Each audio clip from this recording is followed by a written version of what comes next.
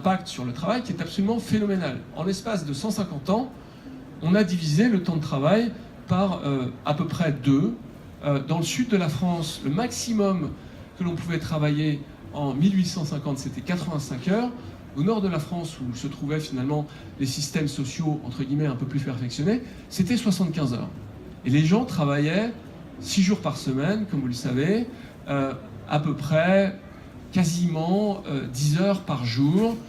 C'était vraiment la norme qui a été induite pendant au moins 60 ans par ce système. Et donc, la réalité, c'est que là, on va avoir un accroissement extrêmement fort de la productivité, je pense, du fait de l'intelligence artificielle. Pourquoi est-ce que l'intelligence artificielle a une rupture de paradigme assez forte? Parce que l'intelligence artificielle, elle est capable de traiter des tâches à haut niveau d'incertitude.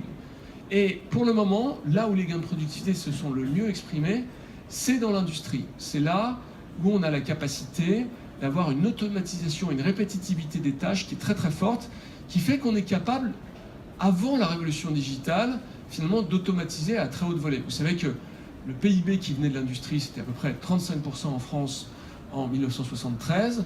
Aujourd'hui, c'est 12%. Ça a été divisé quasiment par 3 en l'espace de 50 ans, en l'espace de 40 ans. Ce phénomène est amené à continuer. Mais là, on va arriver à un phénomène qui est très intéressant, c'est qu'on va être capable d'automatiser les services. Donc en automatisant les services grâce à l'intelligence artificielle, typiquement les véhicules autonomes et Uber, on conçoit que ce sont des services, les services de chauffeurs de taxi vont être automatisés. Donc on va avoir le segment où le travail est le plus présent aujourd'hui, qui va commencer à être attaqué de façon forte. Donc la question, c'est comment est-ce qu'on redistribue la valeur? On a un candidat à l'élection présidentielle qui a parlé de faire un revenu universel. Le problème de ce revenu universel, c'est que ça a été chiffré par l'Institut Montaigne. Pour pouvoir le faire de façon efficace, il faut mobiliser 349 milliards d'euros, soit à peu près 15 points de PIB. C'est tout à fait pas possible de faire ça aujourd'hui. Et ce qui est dommage finalement dans cette approche, c'est qu'il n'y a pas eu ce qu'on appelle un pacte productiviste, comme on peut le trouver dans les pays scandinaves, où on consiste à dire on mesure la productivité, on mesure l'origine de la productivité, et on taxe finalement le surcroît de productivité. Donc finalement, tout le monde a intérêt à gagner la productivité pour pouvoir la redistribuer ou pour pouvoir la distribuer au capital et aux travailleurs qui participent en petit nombre dans ces gains de productivité.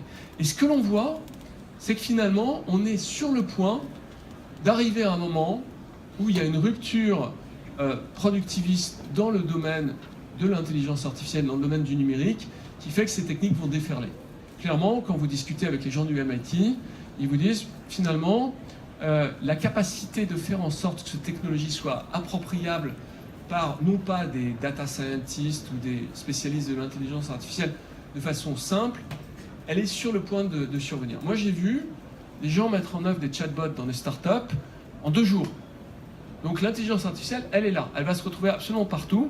Et de ce fait, il nous faut réfléchir à comment est-ce qu'on peut réussir à taxer la productivité. Et ce que je vous ai montré, c'est exactement le contraire. C'est la capacité de faire de l'érosion fiscale grâce aux paradis fiscaux, grâce à la virtualisation des activités.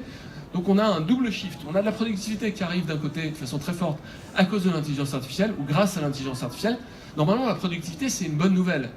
Mais on a de l'évasion de ces gains de productivité grâce à la virtualisation, ce qu'on appelle le sandwich hollandais ou irlandais, suivant les cas. C'est le cas des GAFA en très très grande masse.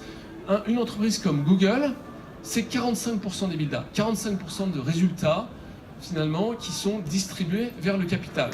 Et cet EBITDA, on n'en voit absolument pas la couleur en Europe, ça disparaît, même pas aux États-Unis, dans des paradis fiscaux. La base taxable déclarée par Google, c'est 18%. En réalité, moi je pense que c'est plutôt 5 ou 6%, parce qu'il y a tout un tas d'activités qui ne sont pas pris là-dedans.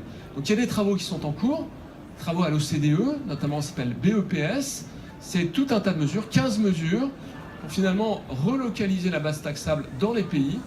Et c'est évidemment très intéressant. Si on n'arrive pas à faire ça, les systèmes sociaux dans tous les pays vont s'effondrer littéralement.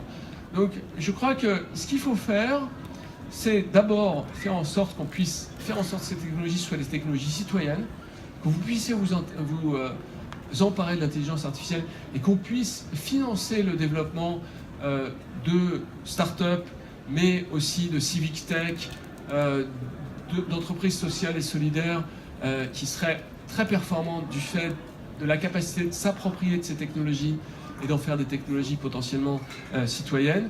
Et de l'autre côté, qu'on soit capable d'avoir à l'échelle de l'Europe, et les travaux de BEPS s'appliqueraient particulièrement bien à l'échelle de l'Europe, un réveil politique. J'étais ce matin avec Mounir Mahjoubi, on parlait de ça, et on était tout à fait d'accord sur la nécessité d'avoir une base taxable qui soit plus ferme à cet égard, qui permette d'arrêter d'avoir de l'érosion fiscale et d'utiliser finalement cette réappropriation du résultat des entreprises pour financer des systèmes sociaux et pourquoi pas demain pour financer des revenus universels, parce que moi je ne suis pas nécessairement un doux rêveur, j'ai un passé plutôt d'entrepreneur, mais je pense que nécessairement, si on a des gains de productivité importants, on va naturellement et mécaniquement vers des revenus qui sont quasi universels. Aujourd'hui, les déplacements de valeur des systèmes sociaux, c'est je crois à l'échelle de la France quelque chose comme 15 ou 17 points de PIB.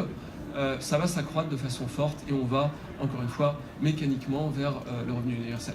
Donc voilà ce que je voulais vous dire. Ces travaux, je les ai partiellement publiés dans 2 numéros de la Tribune sur 12 pages. Vous pouvez assez facilement les retrouver, ils sont en accès libre sur Internet en tapant mon nom plus productivité. Je l'ai fait ce matin, ça fonctionne. Et puis, si vous voulez aller plus loin, effectivement, j'ai mes 3 derniers ouvrages qui parlent largement de ces sujets. Je vous remercie beaucoup pour votre attention.